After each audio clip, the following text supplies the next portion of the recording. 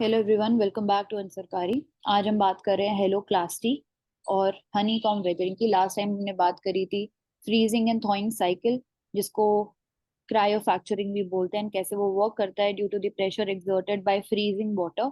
इसके बाद hello class T की बात करते हैं, तो ये सॉल्ट क्रिस्टल्स के एक्सपेंशन से होता है। And then honeycomb weathering जो होता है वो भी सॉल्ट पार्टिकल्स के एक्सपेंशन से होता है। बट दोनों में बस इतना सा डिफरेंस है, जो हैलो क्लास टी होता है यहाँ पे जो सॉल्ट वाटर है बेसिकली जो रॉक्स के अंदर क्रैक्स होते हैं उनके अंदर जाता है, इवापोरेट करता है। इवापोरेशन के बाद जो सॉल्ट क्रिस्टल्स होते हैं वो वापस रह जाते हैं। जब वो क्रिस्टल्स ग्रो करते हैं उनकी वजह से जो प्रेशर लगता है उसकी वजह से जो रॉक है उसका डिसइंटीग्रेशन होता है एंड इरोजन हो जाता है। बट जो हैलो क्लास टी है ये इन जनरल हर जगह पे हर टाइप के लैंडस्केप पे होता है। बट जो हनी कॉम वेदरिंग है वो लिमिटेड होता है कोस्टल एरियाज में ही।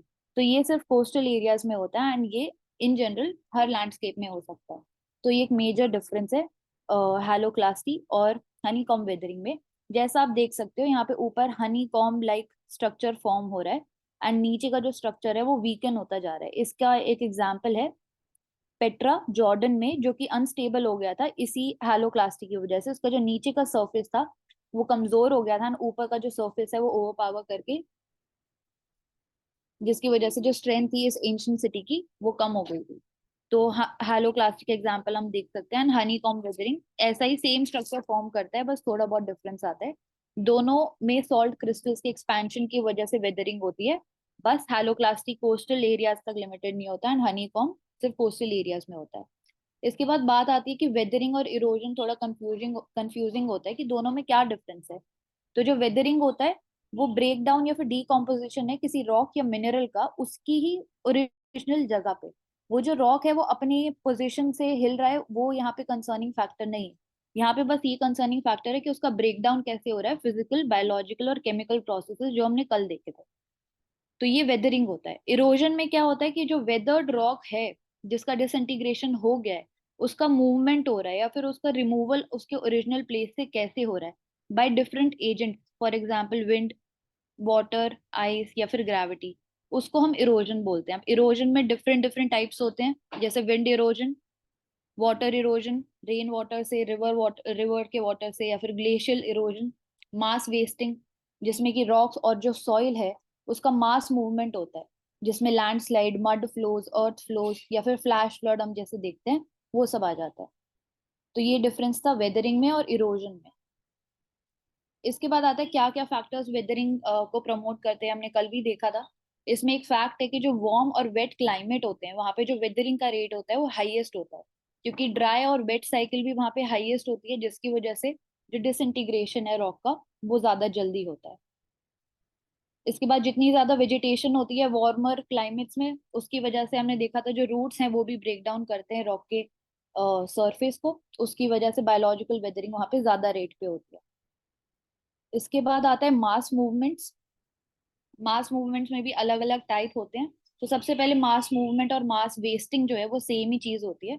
यहाँ पे जो सॉइल रॉक या डेब्रिस को मिला के जो बड़ा बड़ा हमारा मास है माउंटेन रीजन्स में, जब उसका मूवमेंट होता है डाउनवर्ड हिल डायरेक्शन में तो उसको हम मास मूवमेंट बोलते हैं। अब ये अलग अलग फैक्टर्स की वजह से हो सकता है, ग्रेविटेशनल फोर्स की वजह से हो सकता है, टेक्टोनिक एक्टिविटीज की वजह से हो सकता है, एंड रेनफॉल की वजह से जब सॉइल की कैरिंग कैपेसिटी कम हो जाती है उसकी वजह से भी हो सकता है, and also due to the human activities, जो कि अर्बनाइजेशन कंस्ट्रक्शन एक्टिविटीज हो रही है उसकी वजह से जो कैरिंग कैपेसिटी कम हो जाती है वो भी ट्रिगर कर सकती है मास मूवमेंट्स को। तो यहाँ पे ग्रेविटेशनल फोर्स एक्सर्ट हो रहा है ऑन ऑल दी मैटर्स, जिसकी वजह से बेडरॉक और जो प्रोडक्ट है वेदरिंग का उसकी वजह से डाउनवर्ड मूवमेंट होती है, जिसको मास मूवमेंट या फिर मास वेस्टिंग बोलते हैं। ये और भी ज्यादा एक्टिव होती है वेदर्ड स्लोप्स में, क्योंकि वेदर्ड स्लोप्स जो होती है उनकी ऑलरेडी जो स्ट्रेंथ है रॉक्स की कम हो रखी है, तो वहां पे और भी ज्यादा मास मूवमेंट होगी। अब कौन कौन से फैक्टर्स है जो कि फेवर करते हैं मास मूवमेंट को? वीक अनकंसोलिडेटेड मटेरियल्स या फिर थिनली बेडेड रॉक्स जिनकी स्ट्रेंथ कम है, ज्यादा कॉम्पैक्ट नहीं है सॉइल के साथ, फॉल्ट्स हैं, क्रैक्स हैं, या फिर steeply dipping beds, vertical cliffs हैं तो वहां पे और ज्यादा डाउनवर्ड डायरेक्शन में मूवमेंट होगी। उसके बाद रेनफॉल ज्यादा है या फिर वेजिटेशन काफी ज्यादा कम है, तो उसकी वजह से भी स्ट्रेंथ पे इम्पैक्ट पड़ता है, मास मूवमेंट ज्यादा होती है। इसके बाद आता है हीव। हीव एक तरीके की मास मूवमेंट है। ये बाकी मास मूवमेंट से डिफरेंट होती है, क्योंकि मास मूवमेंट में हम बात करते हैं कि डाउनवर्ड स्लोप में डाउनवर्ड स्लोप की डायरेक्शन में मूवमेंट हो रहा है, जो डेब्रिस है, रॉक है, नीचे गिर रहा है। बट हीव में क्या होता है कि वो ऊपर की डायरेक्शन में मूव करता है। Slow type of mass movement होता है, बहुत धीरे धीरे मूव करता है। बट ग्राउंड सरफेस से अपर अपर डायरेक्शन में मूव करता है। यहाँ पे जो मास है, बाकी कैटेगरीज में हम देखेंगे तो जो मास है वो डाउनवर्ड डायरेक्शन में ग्रेविटी की वजह से करता है। बट ये जो है फ्रीजिंग और थॉइंग साइकिल, जिसमें हम बोलते हैं कि एक्सपैंड करता है, उसकी वजह से जो सॉइल पार्टिकल्स हैं अपवर्ड डायरेक्शन में मूव करते हैं। वेजिटेशन में ग्रोथ की वजह से रूट्स जब कंपैक्ट कर देती है सॉइल को, उसकी वजह से अपवर्ड डायरेक्शन में मूवमेंट होती है। And also due to human activities. तो ये एक मेजर डिफरेंस है हीव में और बाकी सारे मास मूवमेंट्स में। इसमें अपवर्ड डायरेक्शन में मूवमेंट होती है, बाकी सब में डाउनवर्ड डायरेक्शन में मूवमेंट होती है। इसके बाद आता है अलग अलग टाइप के, यहाँ पे हम मास मूवमेंट्स देख सकते हैं कि कैसे डेब्रिस स्लाइड हो रहा है, डेब्रिस फ्लो, जिसमें छोटे छोटे पार्टिकल्स बीच में टूट के गिर रहे हैं। फिर रॉक फ्लो, जैसे जैसे स्ट्रेंथ कम हो जाती है, कंपैक्शन फोर्स कम लग रहा है, जिसकी वजह से कुछ पार्टिकल्स है जो कि नीचे गिर जा रहे हैं। फिर सॉइल क्रीप। क्रीप जो होता है सबसे slowest form of mass movement होता है। कुछ मिलीमीटर जो एरिया होता है वो पूरे एक साल में मूव करता है, तो सबसे स्लोएस्ट क्रीप होता है। फिर अर्थ फ्लो, मड फ्लो, ये सब लैंडस्लाइड के एग्जाम्पल होते हैं। सॉलिफ्लक्शन हम देखेंगे कि क्या होता है, एंड स्लम्प्स, जिसमें ये टेरेस लाइक स्ट्रक्चर फॉर्म होता है, ब्लॉक्स के फॉर्म में लैंडस्लाइड या फिर डाउनवर्ड डायरेक्शन में मूवमेंट होती है। तो यहाँ पे हम देख सकते हैं removal of support from below.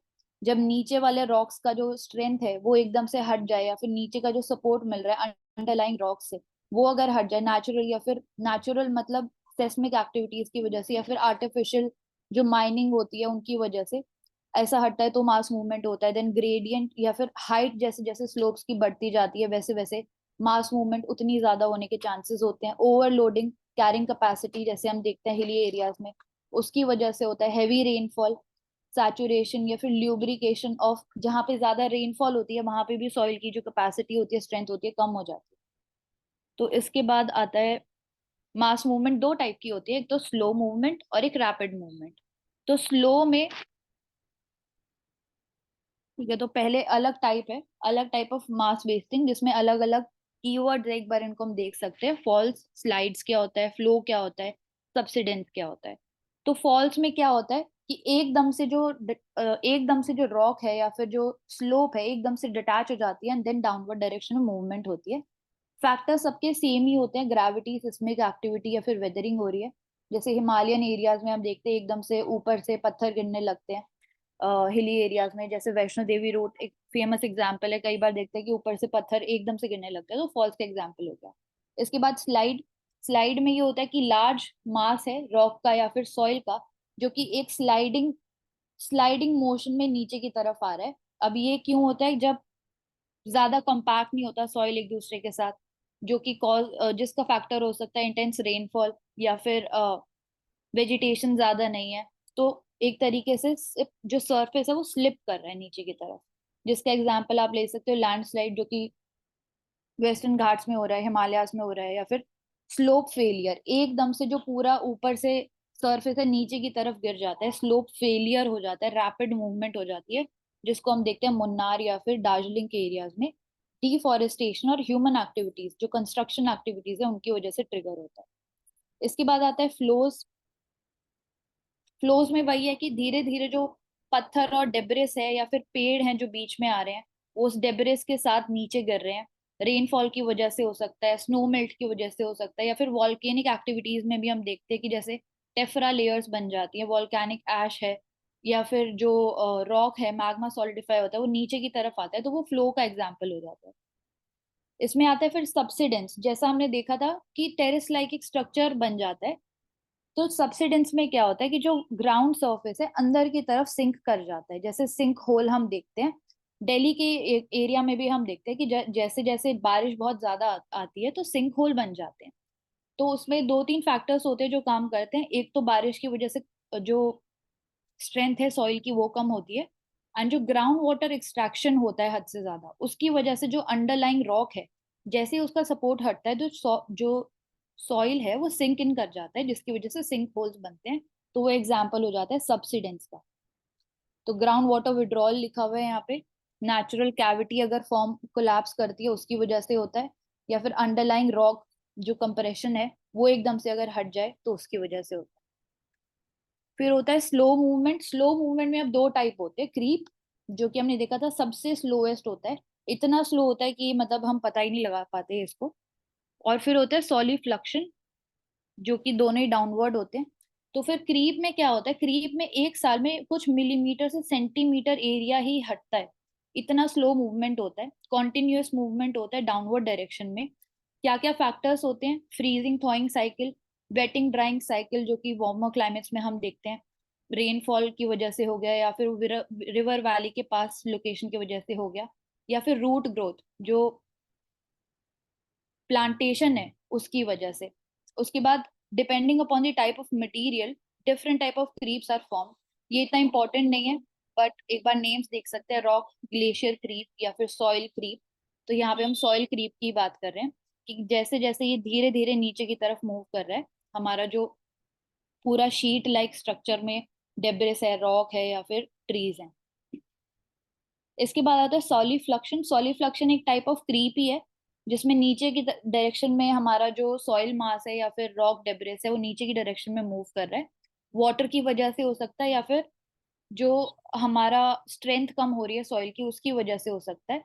तो शीट लाइक फ्लो जो होता है, इसे इसमें आप देख सकते हो शीट लाइक फ्लो हो रहा है, एक तरीके से शीट की तरह नीचे की डायरेक्शन में आ रहा है। एंड जो जो उस पे इंफ्रास्ट्रक्चर बना हुआ है, या फिर पेड़ है, पौधे हैं, वेजिटेशन है, रॉक है, वो सब उसकी उसके साथ नीचे की डायरेक्शन में मूव करते जा रहा है। तो ये हमारे जो फैक्टर्स है वो सब में सेम ही रहेंगे, gravity, freezing thawing cycle, rainfall, human activities. तो ये सॉलिफ्लक्शन होता है, it is a type of creep only, but creep के जितना स्लो नहीं होता। जो क्रीप होता है वो सबसे ज्यादा स्लो होता है इन दी मास मूवमेंट या फिर मास वेस्टिंग की कैटेगरी में जब बोलते हैं। उसके बाद आता है रैपिड सॉलिफ्लक्शन, जैसे आप यहाँ पे देख सकते हो कि नीचे की तरफ कैसे मूव कर रहा है, तो जो भी उसके ऊपर कंस्ट्रक्शन या फिर कुछ भी बना हुआ है तो वो भी उसके साथ नीचे नीचे की तरफ आता जाएगा। It is a very slow downward slope movement of saturated soil and regolith. तो शीट्स के फॉर्म्स में ये जो लोब्स बनते जा रहे हैं, इसके फॉर्म में नीचे की तरफ चलते हुए आ रहा है। एंड जितना ज्यादा जो स्लोप है स्टीप होगी, उतना ही ज्यादा जो मास मूवमेंट है वो बढ़ता जाता है। तो उसके बाद आता है rapid movement. Rapid movement humid climatic conditions में होता है and gentle to steep slopes में डिफर करता है, हमने देखा। अब earth flow, mud flow, avalanche, ये सब जो है हमारे लैंडस्लाइड के एग्जाम्पल हो जाते हैं। अर्थ फ्लो में क्या होता है, क्लेइस जो सॉइल है, वाटर उसमें मिक्स्ड है, वो लो एंगल पे जो हिल है या फिर टेरेस है उसमें लो एंगल पे नीचे की तरफ मूव करता हुआ जा रहा है। एंड जो स्टेप लाइक टेरेसेस जो फॉर्म होते हैं वो अर्थ फ्लो में होते हैं, क्योंकि स्लो मूवमेंट होता है, इतना जल्दी नहीं होता, तो थोड़ा ब्लॉक ब्लॉक में आप इमेजिन कर सकते हो कि ब्लॉक ब्लॉक स्ट्रक्चर में नीचे की तरफ मूव करता है, तो स्टेप लाइक टेरेसेस फॉर्म करते हुए जाता है स्लम्प के एक्यूमुलेशन की वजह से। उसके बाद आता है मड फ्लो, जहाँ पे हैवी रेनफॉल हो रही है, वेजिटेशन कवर नहीं है, सॉइल की कैपेसिटी कम है, तो नीचे की तरफ जो मड है वो मूव कर रहा है एक स्ट्रीम के फॉर्म में, वैली में नीचे की तरफ डाउनवर्ड डायरेक्शन में मूव कर रहा है। वॉल्केनो के इरप्शन में भी जैसे हम देखते हैं, वॉल्केनिक ऐश है, डस्ट है, रॉक मटेरियल, रॉक पार्टिकल्स हैं, या फिर डेब्रिस है, जो भी वो मड फ्लो की तरह नीचे की तरफ मूव करता है। फिर आता है एवलांच। एवलांच एक सडन मूवमेंट होता है, एकदम से जो स्नो है या फिर जो सैंड है, रॉक पार्टिकल्स है, एकदम से नीचे की तरफ मूव करते हैं। अब ये ट्रिगर हो सकता है सेस्मिक एक्टिविटीज की वजह से, या फिर कोई एंथ्रोपोजेनिक फैक्टर्स की वजह से भी हो सकता है। तो इसमें सिर्फ सी स्नो एवलांच ही नहीं होता है, रॉक में भी होता है, डेब्रिस के केस में भी होता है, आइस के केस में तो होता ही है। एंडीज माउंटेन, रॉकीज, यहाँ पे हम बहुत ज्यादा देखते हैं कि वोल्केनोस के इरप्शन की वजह से एवलांच हमें देख मड फ्लो हमें देखने को मिलता है। ठीक है, तो ये सारे एक तरीके से एग्जाम्पल होते हैं लैंडस्लाइड के ही। अब लैंडस्लाइड पे डिपेंड करता है कि कितना कितने स्केल पे लैंडस्लाइड होगा वो अलग अलग फैक्टर्स पे डिपेंड करता है। एक तो वेदरिंग कितनी ज्यादा हो रखी है उधर रॉक्स की, उसके बाद स्टीपनेस कितनी ज्यादा है स्लोप की, एंड रॉक्स में कितनी ज्यादा डिसकंटिन्यूटीज हैं, कितना ज्यादा कॉम्पैक्टेड एक दूसरे के साथ, उससे डिसाइड होता है कि लैंडस्लाइड का जो इंटेंसिटी है वो कितनी ज्यादा होगी। Earth flow, mass movement, mud flow, rotational slip, avalanches, ये सब एग्जाम्पल हो जाते हैं लैंडस्लाइड के। सिस्मिक एक्टिविटीज, वॉल्केनिक इवेंट्स और कंस्ट्रक्शन एक्टिविटीज अलग ह्यूमन फैक्टर्स की वजह से भी लैंडस्लाइड होती है। इसके बाद लैंडस्लाइड में अलग अलग टाइप आ जाते हैं, एक तो फॉल, टॉपल, फिर स्लाइड एंड फिर स्प्रेड। तो सबसे पहले फॉल हमने देखा कि धीरे धीरे जो बोल्डर्स के फॉर्म में, रॉक्स के फॉर्म में जो होते हैं, रॉक होते हैं, वो डिटैच होते हैं, धीरे धीरे नीचे गिरते रहते हैं। टॉपल में एक बेसिकली ये होता है कि ये सब रॉक्स जो है एक तरीके से जैसे जैसे इनकी जो स्ट्रेंथ है वो कम होती जाती है, तो पूरा बड़े मास में ये नीचे की तरफ गिर जाते हैं। जो मूवमेंट होता है रॉक डेब्रिस या मास का, एकदम से नीचे की डायरेक्शन में, फॉरवर्ड डायरेक्शन में होता है। इसके बाद ग्रेविटेशन फोर्स की वजह से होता है ये। फिर स्लाइड में हम देखते हैं कि ब्लॉक लाइक स्ट्रक्चर या फिर टेरेस लाइक स्ट्रक्चर फॉर्म करता है एंड डेब्रिस और रॉक के नीचे की डायरेक्शन में मूव करता है। स्प्रेड में जेंटल स्लोप होती है, फिर फ्लैट टेरेन्स में धीरे धीरे जो रॉक पार्टिकल्स हैं वो धीरे धीरे अलग होते जाते हैं, जो कंपैक्शन फोर्स है वो कम होता जाता है। अब कॉजेज इसमें अलग अलग हो सकते हैं, जियोलॉजिकल कॉजेज, की जो रॉक है, सैंड है, उनकी स्ट्रेंथ कम हो गई है, स्टिफनेस कम हो गई है।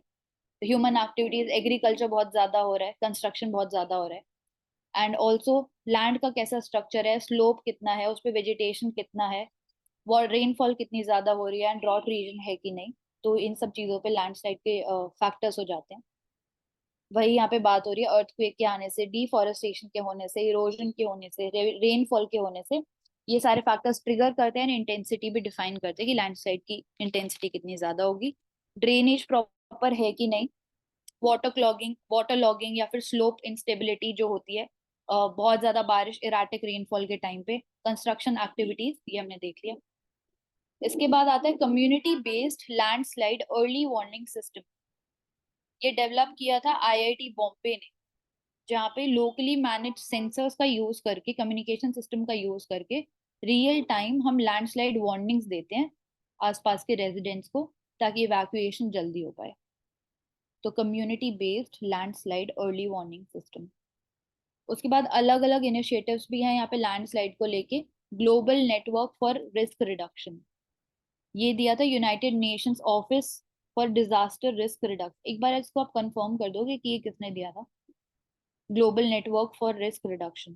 फिर यूनेस्को का एक प्रोग्राम है, international geo science programme, that works on the assessment of landslide risk and early warning system vulnerable areas में। Then also food and agriculture organization है, जो कि बात करती है मास वेस्टिंग की, कैसे वो इम्पैक्ट करता है एग्रीकल्चर को एंड ऑल्सो सॉइल इरोजन को। उसके लिए टेक्निकल असिस्टेंट प्रमोट करती है and sustainable land management practices के बारे में बताती है। उसके बाद यूएनईपी, वो भी एक्टिवली वर्क करता है deforestation, land degradation, climate change, इन सारी चीजों को, मास वेस्टिंग को टैकल करने के लिए। देन नेशनल लेवल पे आता है नेशनल लैंडस्लाइड सस ससेप्टेबिलिटी मैपिंग प्रोजेक्ट, जो कि GIS, geological survey of India, under the ministry of mines ने दिया है। हिमालयन रीजन्स, कश्मीर में, हिमाचल प्रदेश में, नॉर्थ ईस्ट में भी जो वल्नरेबल एरियाज होते हैं उनके लिए कैसे हम अर्ली वार्निंग सिस्टम प्रोवाइड कर सकते हैं। केरला में फॉर एग्जाम्पल, एंड आपदा मित्रा स्कीम जो कि उत्तराखंड में है, वो भी इसी चीज के लिए काम कर रही है, जहाँ पे लोकल वॉलेंटियर्स को हम डिजास्टर, जिसको हम डिजास्टर फ्रेंड्स बोलते हैं, आपदा मित्र, उनको असिस्ट करें कि कैसे वो disaster preparedness, response and mitigation में काम कर सकते हैं। तो ये इसी के ही अंडर है, global network for risk reduction, United Nations office for disaster risk reduction.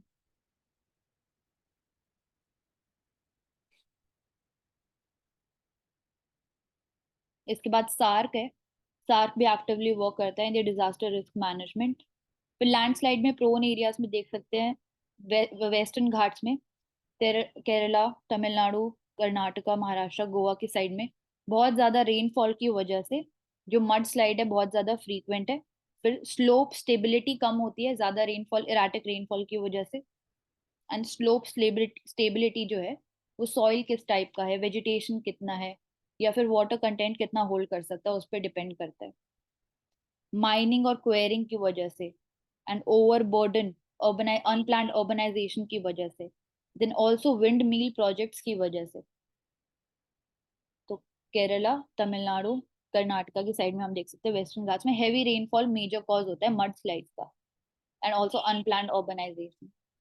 फिर हिमालयास, हिमालयास की साइड में मतलब हम देख सकते हैं unsustainable tourism, Kedarnath, Badrinath, Nainital, carrying capacity, वहाँ पे कैरिंग कैपेसिटी से भी ज्यादा होटल्स या फिर मल्टी स्टोरी बिल्डिंग्स बनाई जा रही हैं जो कि कैरिंग कैपेसिटी को एक्सीड करती है, जिसकी वजह से फिर डिजास्टर्स होते हैं।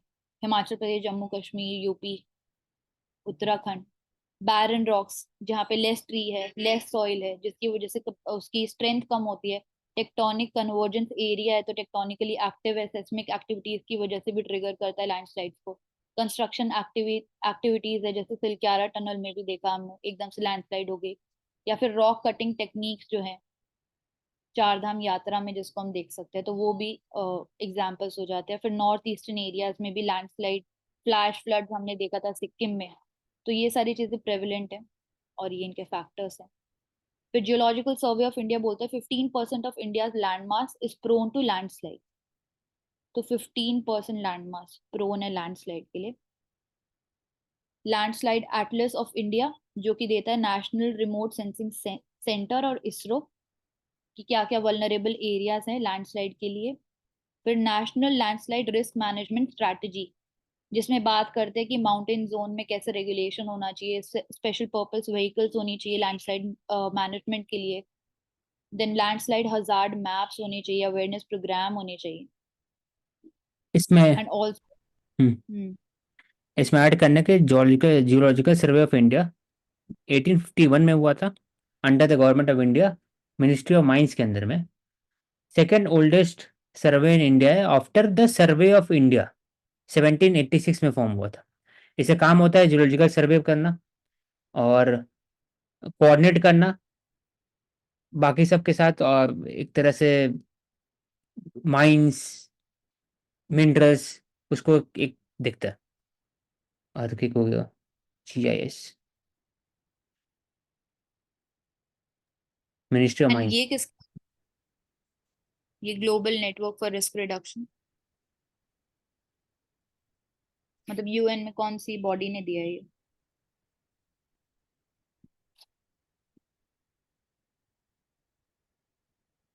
तो हमने बात कर ली जियोलॉजिकल सर्वे ऑफ इंडिया के बारे में, then landslide atlas, national landslide risk management strategy. इसके बाद कुछ की टर्म्स आ जाते हैं रिलेटेड टू लैंडस्लाइड, जिसमें स्लम्प है, बेसिक जो कॉन्सेप्ट है वो वही फॉर्म हो रहा है, gravitational force, freezing thawing cycle, and then seismic activities, उनकी वजह से कैसे लैंडस्लाइड ट्रिगर हो रहे हैं। Slump, it is the sliding of one और several units of rock debris, जो यहाँ पे हम देख सकते हैं कैसे कैसे बैकवर्ड रोटेशन फॉर्म करके नीचे की तरफ मूव कर रहा है। फिर रैपिड रोलिंग या स्लाइडिंग होती है, डेब्रिस स्लाइड, डेब्रिस जो कि रॉक, सैंड या फिर जो पेड़ है बीच में, सबको मिला के जो नीचे की तरफ आ रहा है पूरा मड, डेब्रिस बोलते हैं। देन रॉक स्लाइड्स, इसमें लिखा हुआ है इंडिविजुअल, विदाउट बैकवर्ड रोटेशन, मतलब क्या हुआ ऐसे rapid rolling sliding? Without backward rotation मतलब सीधा नीचे की डायरेक्शन में ही आ रहा है ना, कोई रेजिस्टेंस नहीं है, हम्म। डाउन द स्लोप आ रहा है पूरा। ऐसे जैसे हीव में हमने देखा था कि वहां पे रुका नहीं हुआ है या फिर ऊपर की तरफ कुछ नहीं है मूवमेंट, नीचे की ठीक। तरफ है। हम्म। फिर रॉक स्लाइड की अलग अलग रॉक की जो है वो नीचे की तरफ आ रहे हैं, ठीक है वही है। यहाँ पे एग्जाम्पल है लैंडस्लाइड शिवालिक हिमालय रेंज में नियर शारदा रिवर, इंडिया हम्म। नेपाल बॉर्डर। फिर आता है लैंडस्लाइड डैम।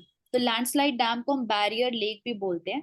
बेसिकली जब लैंडस्लाइड होती है किसी वैली में, एंड जो मड है एकदम से जब वो रोक लेता है, एकदम से जब वो ऑब्स्ट्रक्शन कॉज करता है ताकि जो ऊपर से पानी आ रहा है वो मूव ना कर पाए, एंड जब वो मूव नहीं कर पाता तो वहां पे पानी इकट्ठा हो जाता है, जिसकी वजह से एक तरीके से बैरियर डैम या फिर लैंडस्लाइड डैम फॉर्म हो जाते हैं वैली के बीच में। तो यहाँ पे हम देख सकते हैं यहाँ पे लैंडस्लाइड हुई, यहाँ से लैंडस्लाइड हुई, तो यहाँ पे एक तरीके से ब्लॉक कर दिया रास्ते को एंड यहाँ पे डैम फॉर्म हो गया। यही फ्लैश फ्लड को ट्रिगर करते हैं, अवलांचेस को ट्रिगर करते हैं। तो प्रोसेस ऑफ फॉर्मेशन इसका होता है कि when landslide occurs on the slope और river valley, sliding mass reaches the bottom of the valley, जहाँ पे हम देख सकते हैं बॉटम ऑफ द वैली पे इकट्ठा हो गया है, जिसकी वजह से ब्लॉकेज हो गया रिवर चैनल का एंड मास एक्यूमुलेट हो जाता है। फिर इनकी वजह से मड फ्लोज, एवलांचेस या फिर फ्लैश फ्लड जैसे सिक्किम में देखा था तो वो ट्रिगर करते हैं। हिमालयास में ज्यादा होते हैं कि टेक्टोनिकली एक्टिव होते हैं, लैंडस्लाइड होना बहुत ईजी होता है। Then they are made up of sedimentary rocks या फिर अनकंसोलिडेटेड, सेमी कंसोलिडेटेड डिपॉजिट्स। तो इतना ज्यादा कॉम्पैक्ट नहीं होते हैं, थोड़ा सा लूजली बाउंड होते हैं, इस वजह से और भी ज्यादा इजी हो जाता है एवलांचेस या फिर लैंडस्लाइड होना। उसके बाद स्लोप पे डिपेंड करता है, स्लोप ज्यादा स्टीप होती है, इसकी वजह से भी जल्दी होता है। नीलगिरीज में, तमिलनाडु, कर्नाटका, केरला, वेस्टर्न घाट्स, हिमालयाज में। उसके बाद मैकेनिकल वेदरिंग की वजह से, टेम्परेचर चेंजेस की वजह से, फ्रीजिंग थॉइंग साइकिल की वजह से एंड ऑल्सो इराटिक रेनफॉल की वजह से ये ज्यादा ट्रिगर होते हैं। तो उसके बाद टाइप आते हैं लैंडस्लाइड डैम में। एक तो रॉक फॉल डैम होता है, जहाँ पे बड़े बड़े पत्थर आके एक तरीके से रास्ते को रोक दे एंड फिर जो रिवर चैनल है उसका जो पानी इकट्ठा हो जाता है, तो रॉक फॉल फॉर्मेशन जहाँ पे होता है उसको रॉक फॉल डैम बोलते हैं। डैम क्रिएट हो जाता है बड़े पत्थर के गिरने की वजह से।